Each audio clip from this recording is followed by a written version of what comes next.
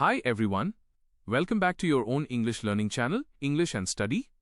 दोस्तों, क्या आप भी ऐसे वाक्य को इंग्लिश में बोलना चाहते हैं जैसे वो अपनी भावनाएं बयां कर चुकी थी। हम अपनी खुशी शब्दों में बयां नहीं कर सकते। क्या तुम अपना दुख बयां करोगे? मैंने अपनी बात साफ साफ बयां की। वे अपनी राय सबके सामने बयां करते हैं। अगर आपको भी ऐसे वाक्यों को इंग्लिश में बोलने में कंफ्यूजन होता है तो फिक्र मत कीजिए। आज की ये वीडियो आपकी बोरिंग इंग्लिश को एकदम एडवांस्ड और फ्लुएंट बनाने वाली है, क्योंकि हम ऐसे वाक्यों की इंग्लिश नेचुरल सेंटेंसेस में बनाना सीखेंगे, और वो भी बहुत ही सरल तरीके से।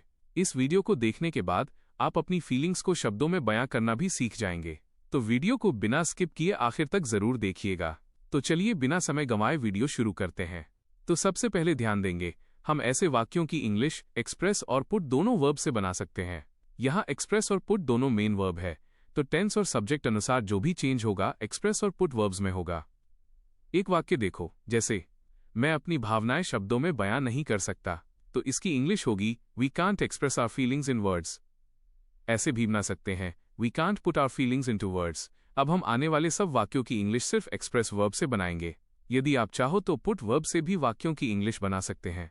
अब देखते हैं वाक्य की इंग्लिश डिटेल में। जैसे मैं अपने विचार खुलकर बयां करता हूं, वो अपनी भावनाएं आसानी से बयां नहीं करती। यह सब वाक्य वर्ब एक्सप्रेस बयां करना आइबार व्यक्त करना के हैं, जहां अपनी भावनाओं फीलिंग्स, विचारों, थॉट्स या बातों आइडियाज को दूसरों के सामने प्रकट करने की बात की जा रही है। जब हिंदी वाक्यों में बयां करना या व्यक्त करना आता है तो इंग्लिश में इसके लिए एक्सप्रेस का यूज किया जाता है। तो देखते हैं इन वाक्यों की इंग्लिश। जैसे मैं अपने विचार खुलकर बयां करता हूं, तो यह सिंपल प्रेजेंट टेंस का वाक्य है, इसलिए सबसे पहले सब्जेक्ट लिखेंगे मैं के लिए आई, इसके बाद वर्ब लिखेंगे बयां करता हूं की इंग्लिश एक्सप्रेस। फिर क्या बयां करते हैं यानी अपने विचार, तो लिखेंगे माई थॉट्स, और अंत में खुलकर के लिए लिखेंगे ओपनली। तो पूरे वाक्य की इंग्लिश होगी I express my thoughts openly. वह अपनी भावनाएं आसानी से बयां नहीं करती। तो ये सिंपल प्रेजेंट टेंस का नेगेटिव वाक्य है, इसलिए सबसे पहले सब्जेक्ट लिखेंगे वह, स्त्रीलिंग के लिए शी, फिर लिखेंगे नहीं के लिए डजंट, इसके बाद वर्ब लिखेंगे बयां करना की इंग्लिश एक्सप्रेस, फिर अपनी भावनाएं के लिए लिखेंगे हर फीलिंग्स, और अंत में लिखेंगे आसानी से की इंग्लिश ईजिली। तो पूरे वाक्य की इंग्लिश होगी she doesn't express her feelings easily. एक और वाक्य को इंग्लिश में बनाते हैं, जैसे तुम अपनी बात अच्छी तरह बयां करते हो, तो सबसे पहले सब्जेक्ट लिखेंगे तुम के लिए यू, इसके बाद वर्ब लिखेंगे बयां करते हो की इंग्लिश एक्सप्रेस, फिर अपनी बात के लिए लिखेंगे योर आइडियाज, और अंत में लिखेंगे अच्छी तरह की इंग्लिश वेल। तो पूरे वाक्य की इंग्लिश होगी you express your ideas well. अब मैंने अपनी बात साफ साफ बयां की, तुमने अपनी नाराजगी बयां नहीं की। यह सब वाक्य वर्ब एक्सप्रेस बयां करना व्यक्त करना के पास्ट टेंस और नेगेटिव फॉर्म के हैं, जहां बीते हुए समय में अपनी किसी भावना या विचार को प्रकट करने या न करने की बात की जा रही है। जब वाक्य बीते हुए समय का हो तो एक्सप्रेस की सेकंड फॉर्म एक्सप्रेस्ड का यूज किया जाता है। तो देखते हैं इन वाक्यों की इंग्लिश। जैसे मैंने अपनी बात साफ साफ बयां की, तो यह पास्ट सिंपल टेंस का वाक्य है, इसलिए सबसे पहले सब्जेक्ट लिखेंगे मैंने के लिए आई, इसके बाद वर्ब की सेकंड फॉर्म लिखेंगे बयां की इंग्लिश एक्सप्रेस्ड। फिर क्या बयां किया यानी अपनी बात अपॉन अपनी राय, तो लिखेंगे माई ओपिनियन, और अंत में साफ साफ के लिए लिखेंगे क्लियरली।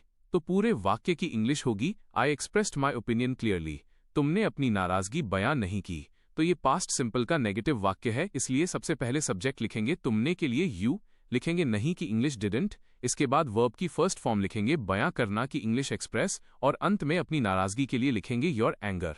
तो पूरे वाक्य की इंग्लिश होगी you didn't express your anger. क्या तुम अपना दुख बयां नहीं करोगे? वे अपनी भावनाएं बयां करेंगे। ये सब वाक्य वर्ब एक्सप्रेस बयां करना बयां कौन व्यक्त करना के फ्यूचर टेंस के हैं, जहां आने वाले समय में अपनी किसी भावना, दुख या बात को प्रकट करने की बात की जा रही है। जब वाक्य फ्यूचर टेंस का हो तो विल अब ऑन विल नॉट जोड़ एक्सप्रेस का यूज किया जाता है।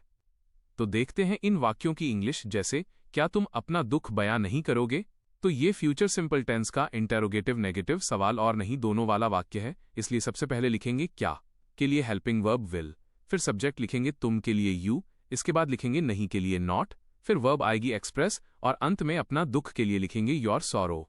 तो पूरे वाक्य की इंग्लिश होगी will you not express your sorrow. वे अपनी भावनाएं बयां करेंगे, तो ये फ्यूचर सिंपल का साधारण वाक्य है, इसलिए सबसे पहले सब्जेक्ट लिखेंगे वे के लिए दे, फिर फ्यूचर के लिए लिखेंगे हेल्पिंग वर्ब विल, इसके बाद वर्ब की फर्स्ट फॉर्म लिखेंगे बयां करना की इंग्लिश एक्सप्रेस, और अंत में अपनी भावनाएं के लिए लिखेंगे देयर फीलिंग्स। तो पूरे वाक्य की इंग्लिश होगी they will express their feelings. क्या तुम अपनी राय शब्दों में बयां कर सकते हो? हम अपनी खुशी शब्दों में बयां नहीं कर सकते।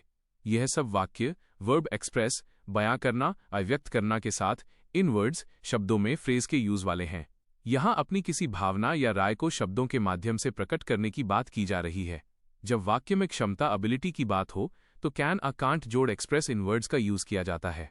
तो देखते हैं इन वाक्यों की इंग्लिश। जैसे क्या तुम अपनी राय शब्दों में बयां कर सकते हो, तो यह कैन का इंटेरोगेटिव सवाल वाला वाक्य है, इसलिए सबसे पहले लिखेंगे क्या के लिए हेल्पिंग वर्ब कैन, फिर सब्जेक्ट लिखेंगे तुम के लिए यू, इसके बाद लिखेंगे बयां करना के लिए मेन वर्ब एक्सप्रेस, फिर क्या बयां करना है यानी अपनी राय, तो लिखेंगे योर ओपिनियन, और अंत में लिखेंगे शब्दों में की इंग्लिश इन वर्ड्स।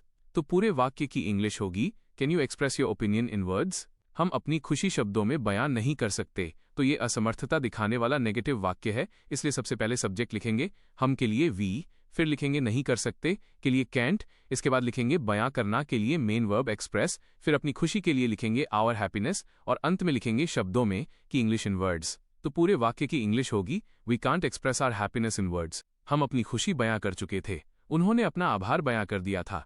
ये सब वाक्य वर्ब एक्सप्रेस, बयां करना बाय व्यक्त करना के पास्ट परफेक्ट टेंस पूर्ण भूतकाल के हैं। यहां बीते हुए समय में किसी काम के पूरी तरह समाप्त हो चुके होने की बात की जा रही है। जब हिंदी वाक्यों के अंत में चुका था, चुकी थी, चुके थे आता है, तो इंग्लिश में हैड जोड़ वर्ब की थर्ड फॉर्म एक्सप्रेस्ड का यूज किया जाता है। तो देखते हैं इन वाक्यों की इंग्लिश। जैसे हम अपनी खुशी बयां कर चुके थे, तो ये पास्ट परफेक्ट टेंस का साधारण वाक्य है, इसलिए सबसे पहले सब्जेक्ट लिखेंगे हम के लिए वी, इसके बाद थे के लिए हेल्पिंग वर्ब लगाएंगे हैड, फिर में वर्ब की शी फैंग, थर्ड फॉर्म लिखेंगे बयां कर चुके की इंग्लिश एक्सप्रेस्ड, और अंत में अपनी खुशी के लिए लिखेंगे आवर हैप्पीनेस। तो पूरे वाक्य की इंग्लिश होगी we had expressed our happiness.